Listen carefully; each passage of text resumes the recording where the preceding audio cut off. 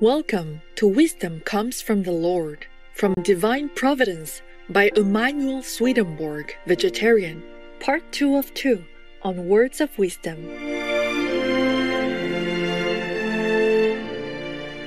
In the 18th century, a great Swedish scientist and inventor, at the height of his career, began to see visions of heaven, spirits, saints, and angels.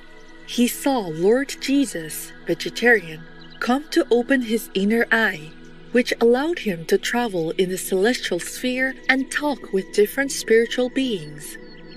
This mystical experience transformed the scientist into an enlightened spiritual leader with a new understanding of Christianity. His name is Emanuel Swedenborg, vegetarian. From 1744 onwards, Emanuel Swedenborg spent over a decade of his life writing down what he saw in his spiritual voyages in more than 24 books. His visions of heaven and the afterlife, his realization that God is love, and his discovery of the Holy Bible's deeper meanings are just some of the revolutionary topics he bravely documented. The life and works of this remarkable spiritual world explorer inspire people to this day. Let us continue with selections from Divine Providence, where Emanuel Swedenborg, vegetarian, expounds on how our wisdom comes from the Lord and how we become happier when we are closer to the Lord. The Lord's divine providence has for its object a heaven from the human race. The more closely one is conjoined to the Lord, the happier one becomes. No one who is in the pleasures of the lusts of evil can know anything of the joys of the affections of good, in which the angelic heaven is. These pleasures and joys are opposites in internals, and hence inwardly in externals, though superficially they may differ little. Every love has its enjoyments.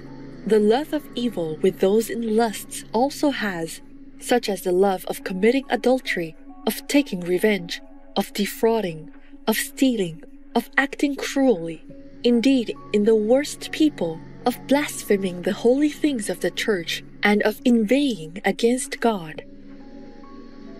They come of lusts which obsess the interiors of the mind. From these flow into the body and excite uncleannesses there which arouse the fibers.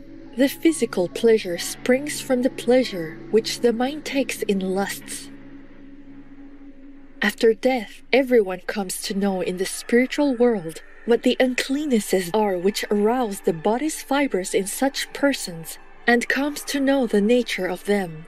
In general, they are things cadaverous, excrementitious, filthy, malodorous, and urinous, for their hells teem with such uncleannesses. After one has entered hell, however, these filthy delights are turned into wretchedness. This has been told in order that it may be understood what heaven's felicity is and its nature, of which we are now to speak. For a thing is known from its opposite. It is impossible to describe in words the blessedness, satisfaction, joy, and pleasure, in short, the felicity of heaven, so sensibly perceived there.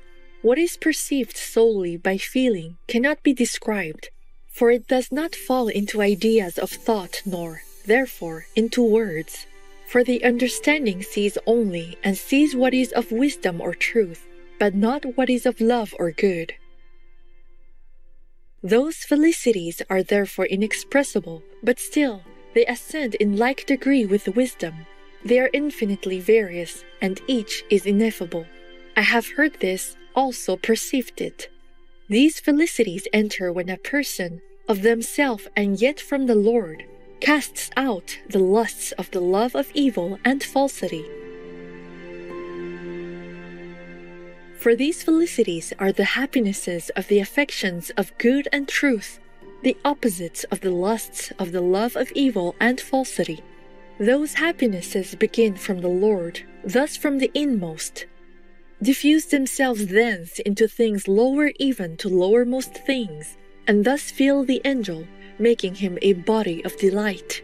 Such happinesses are to be found in infinite variety in every affection of good and truth, and eminently in the affection of wisdom. There is no comparing the joys of the lusts of evil and the joys of the affections of good. Inwardly in the former is the devil, in the latter the Lord. For corresponding uncleannesses affect the evil, and corresponding cleannesses the good. Plainly, then, the more closely one is conjoined with the Lord, the happier one is. This happiness rarely shows itself in the world, however, for people are then in a natural state, and the natural does not communicate with the spiritual by continuity, but by correspondence. The communication is felt only in a certain repose and peace of mind, especially after struggles against evil. But when a person puts off the natural state and enters the spiritual state, as they do on leaving the world, the happiness described above gradually manifests itself. The more closely one is conjoined to the Lord, the more distinctly do they seem to themselves to be their own, and the more plainly do they recognize that they are the Lord's. There is infernal freedom, and there is heavenly freedom. Thinking and willing evil, and also speaking and doing it, so far as civil and moral laws do not prevent, is from infernal freedom. But thinking and willing good and speaking and doing it, so far as opportunity offers, is from heavenly freedom. A person perceives as their own what they think, will, speak and do in freedom. The freedom anyone has always comes from their love. The person in an evil love cannot but deem infernal freedom to be real freedom, and a person in love of the good perceives that heavenly freedom is real freedom. Furthermore, it cannot be denied that to be led by good is freedom, and to be led by evil is bondage. For to be led by good is to be led by the Lord, but to be led by evil is to be led by the devil.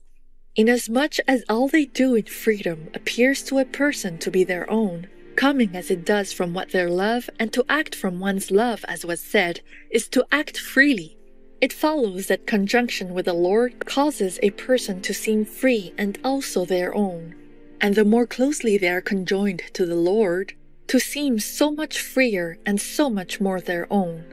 They seem the more distinctly their own, because it is the nature of the divine love to want its own to be another's, that is, to be the angels or the persons. All spiritual love is such, preeminently the Lord's. The Lord, moreover, never coerces anyone, for nothing to which one is coerced seems one's own, and what seems not one's own cannot be done from one's love, or be appropriated to one as one's own. People are always led in freedom by the Lord, therefore, and reformed and regenerated in freedom.